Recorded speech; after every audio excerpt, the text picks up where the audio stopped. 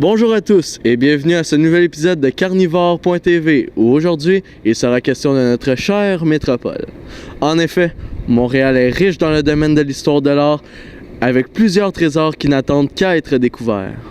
Encore aujourd'hui, les artistes contemporains ne cessent d'innover dans le domaine. Les graffitis, tout comme l'art engagé, continuent de prendre de l'expansion. Durant les années 1960, les artistes ont commencé à intégrer leurs œuvres dans les milieux urbains. Plus tard, dans les années 80 et 90, ce mouvement s'est officialisé avec l'émancipation de plusieurs artistes de renom.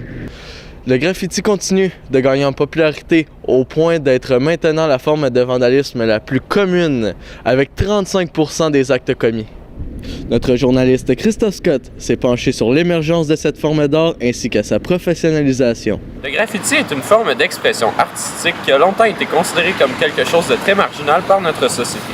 Aujourd'hui, le graffiti sert de décoration en milieu urbain. De plus en plus d'espaces légaux permettent aux artistes de créer, ce qui amène nécessairement une certaine professionnalisation du milieu. Ce reportage présente les réalités d'artistes de rue de la métropole. Le graffiti a changé beaucoup.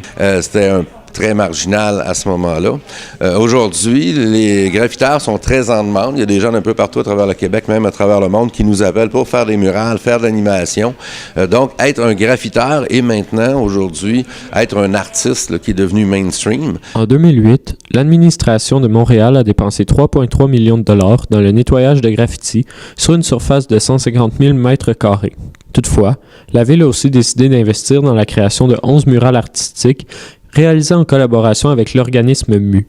Alors, disons que moi, au départ, j'ai rien contre les graffitis. Je trouve ça même artistique. Je pense que ça va être très beau. Ça peut égayer certains endroits.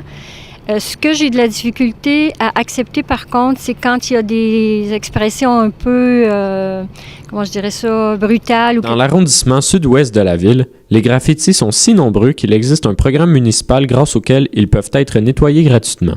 L'attitude de la Ville de Montréal est un petit peu extrême, si on veut, par rapport au graffiti. Des fois, on va effacer des choses qui ont été financées par des arrondissements. Donc, à un moment donné, qu'est-ce qui est légal, qu'est-ce qui est illégal, qu'est-ce qui est beau, qu'est-ce qui ne l'est pas, ça peut être confus.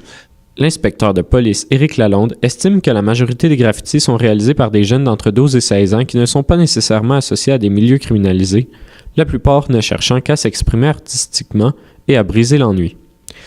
Au départ, le graffiti, le précurseur au graffiti était d'être un tagueur qui, tranquillement, voulait avoir un cheminement artistique et devenait un graffiteur.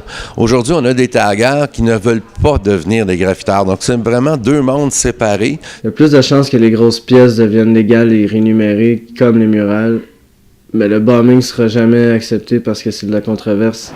L'histoire de l'art nous enseigne qu'à la préhistoire, les premiers êtres humains peignaient déjà sur les grottes et sur les rochers, ce qui sera plus tard considéré comme les premières traces d'œuvres d'art de l'humanité.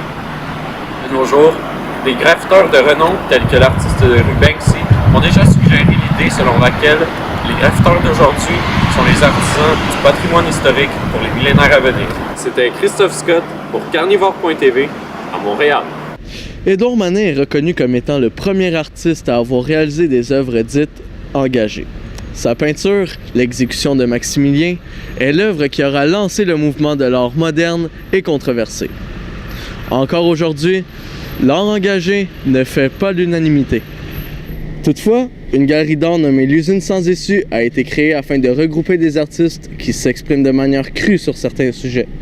Notre journaliste Geneviève Valérie s'est déplacée dans ce lieu unique en son genre. L'art visuel est trop facilement associé à la controverse aussitôt qu'un artiste engagé laisse aller le fruit de son imagination. À Montréal, cette réalité affecte plusieurs artistes indépendants qui décident de pratiquer leur art sans soutien gouvernemental, tandis que la controverse est acceptée par une minorité de Québécois. Ressentant un besoin accru de s'exprimer librement, plusieurs artistes montréalais se réunissent à l'Usine sans issue, une galerie d'art visuel indépendante spécialisée en figuration hors norme.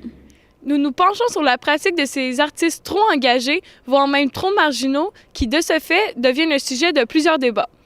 Voyons voir comment ces artistes s'y prennent pour abolir les barrières entre les artistes et le public, peu importe les motifs de ces écarts indésirables.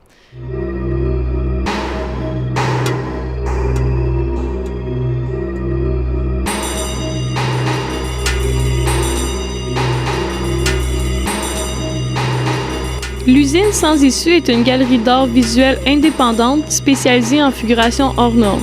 C'est aussi un lieu où les artistes sont encouragés à créer sur place dans une ambiance d'entraide. Leur mandat est d'abolir les barrières imposées entre le public et les artistes en raison des contraintes imposées par leurs œuvres controversées. On offre quelque chose de très différent de la plupart des autres galeries qui sont quand même assez frileuses pour certains types d'art. Nous ici, le fait qu'on est autogéré, ça nous permet d'avoir une liberté totale pour choisir ce qu'on va mettre sur les murs.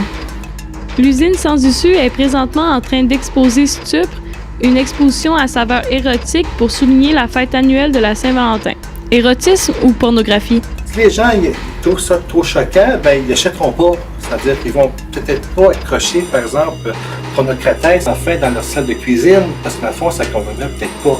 Il y a un public assez parti pour mon genre de travail. The artist should be doing the art because it's part of them, not because of what they think people should be seeing. You know. L'art visuel est devenu synonyme de controverse en Europe à partir des temps de l'art moderne. On le reconnaît depuis ce jour comme étant un signe de talent. En effet, Édouard Manet, précurseur de la controverse, fait l'effet d'une bombe avec ses œuvres impressionnistes tout aussi choquantes les unes que les autres. Cependant, nos artistes marginaux du coin ne lâcheront pas prise et continueront à défendre leur art qui, espérons-le, sera reconnu comme un signe de talent brut par la majorité. Geneviève Allary, Carnivore.tv, Montréal. Le graffiti, tout comme l'art engagé, occupe une place très importante dans l'art actuel de la métropole. Mais ces plateformes de visibilité ne sont pas les seules que l'on retrouve à Montréal. Le Divan Orange est notamment un bar où plusieurs artistes peuvent y exposer. Ces endroits permettent ainsi à nos artistes de se faire connaître par les gens d'ici, tout en espérant une reconnaissance qui dépassera nos frontières. Ici Maxime Hébert pour Carnivore.tv à Montréal.